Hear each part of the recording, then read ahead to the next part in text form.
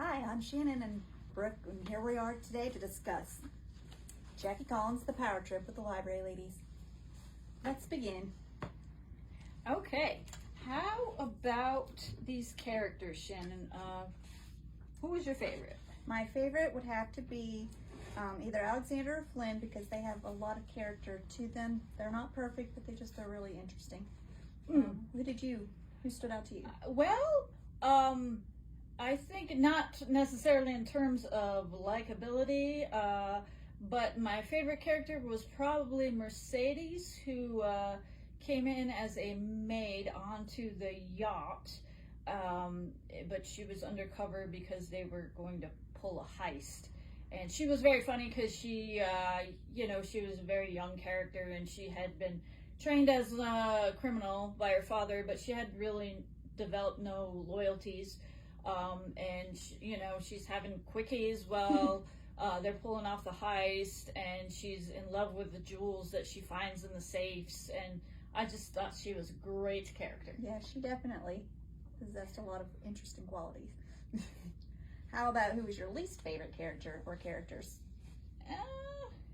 Okay, let's see, jog my memory here. Oh, for obvious reasons, I really didn't like Hayman Patterson Jr., who played the politician. And as the cliche goes, he was a very sleazy politician and well written, I thought, because true to form. Yeah. And you? Who was your least favorite? I'm going to go with Jeremy Milton Gold. He was just a sleaze. There's no redeeming qualities about him at all. Absolutely. I think along those lines, my favorite would probably have to be his partner in terms of characters, whose name was Luca, and he was a pop star, a Latino pop star, and he came out of the closet, and he left his lover, Sugar, who had got him started in the pop business, but they had a child together, and they were making it, and he loved his family, and so it was just wonderful to see that, I thought. Yeah, that was a good dynamic because they still had a very good friendship. There wasn't any animosity between them. Yeah, and of course Jeremy Milton Gold was jealous as crap and did not like Sugar and Luca Jr. Not at all. Okay, now, I know that we watched the movies for Hollywood Wives and had our own kind of list who we would cast for those folks. Did you have anybody you would cast for certain roles and make a movie?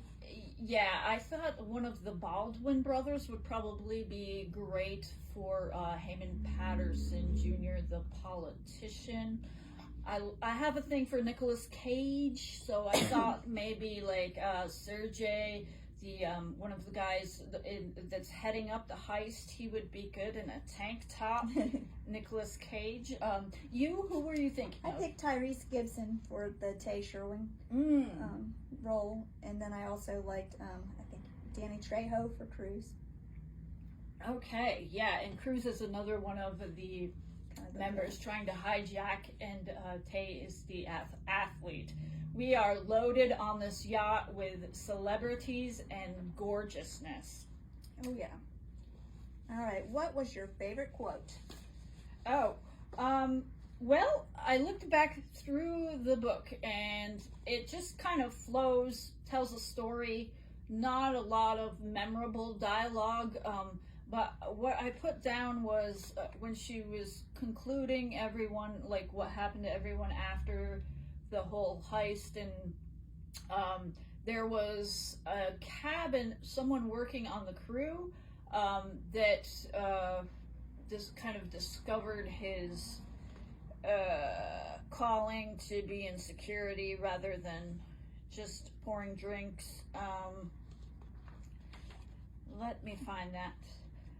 Dan reveled in the spotlight, so did his family. Unfortunately, it didn't last, so what next? He took a chance and sent a letter and resume to Alexander Kasianenko, reminding him of his part in the Bianca fiasco and requesting a job in security. To his amazement, several weeks later, he received a response with a job offer. He was currently packing up and preparing to move to Moscow. So yeah, a little bit character, but I really liked his outcome.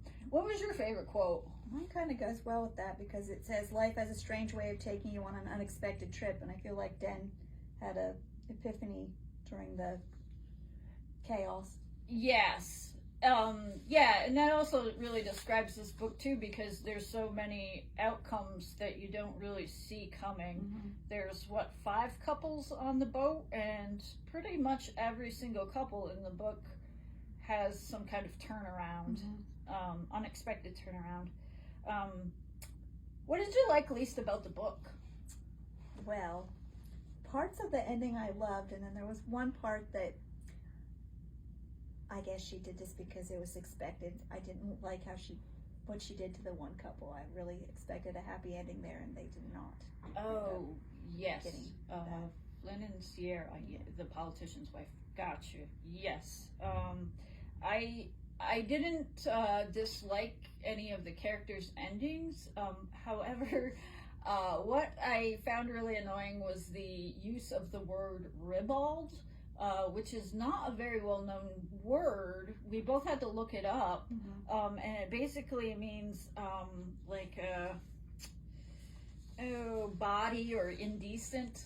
She kept saying with a ribald laugh, and it was used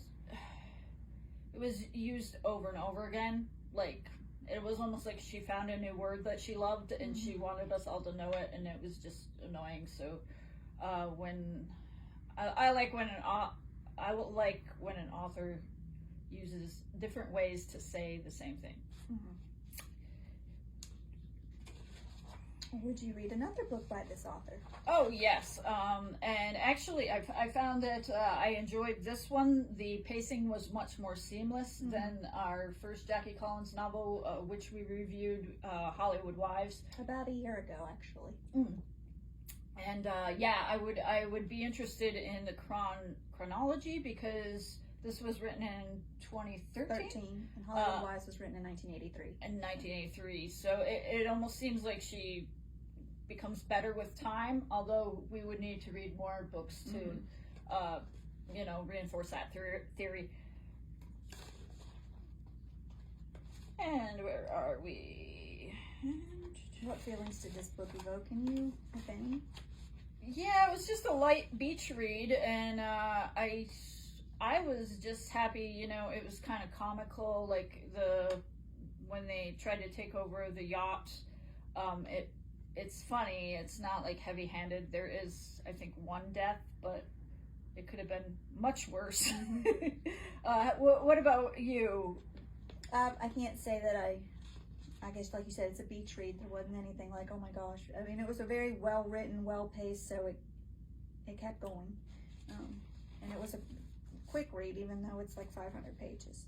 So, if you got the chance to ask the author of this book one question, what would you ask?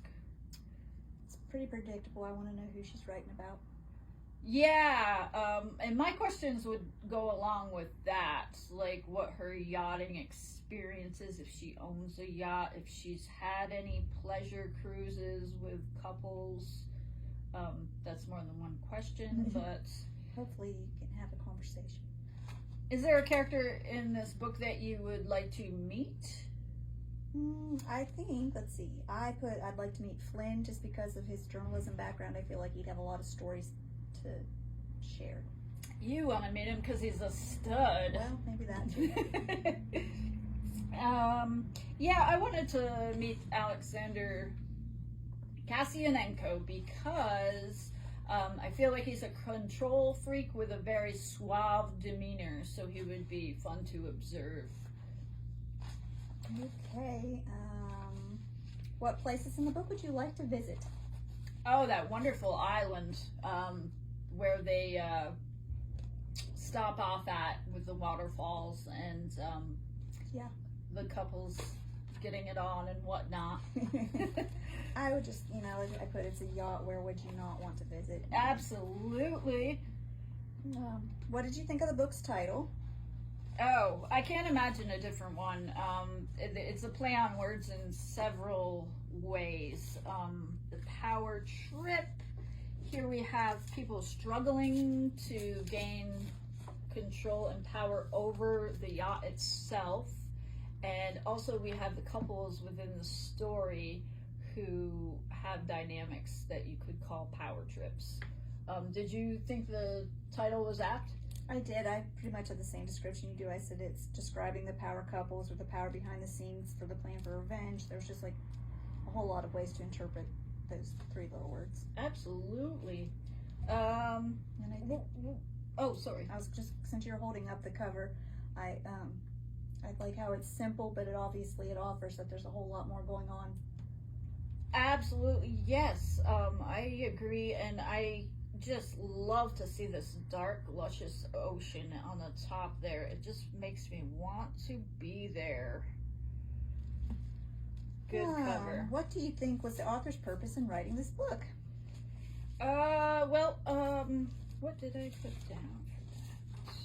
Excuse me while I get it organized.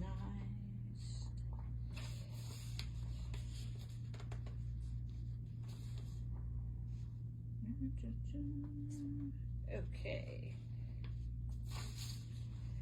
I believe she was getting at unforeseen consequences, how things don't work out the way you'd think they should. Also, maybe that the sheer glamour can overpower someone into believing they have a fantastic relationship when the relationship hasn't been tested in more dire circumstances. What did you? You put a lot more thought into that than I did, because I just said I think she just likes to write about scandalous affairs. I think that she writes simply to entertain her readers and perhaps taunt those who inspired her books. I agree. And if you could have someone illustrate the book on a whole, what author would you, or artist would you use? Not too many lemonades. Yeah, I chose David Hockney for this one. Just kind of like the flatness of that particular painting, but it still offers a lot of behind the scenes, kind of like the cover did. Oh yeah, looks kind of dreamy.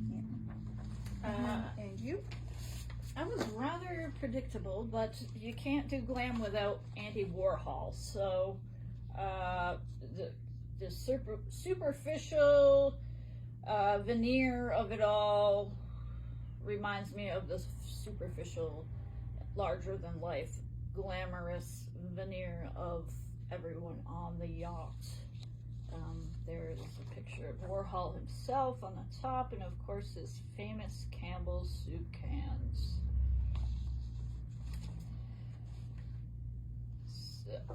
So I think that's it for today's book. Yes, we have a long day of sunning ourselves by on the deck. Come back and see us.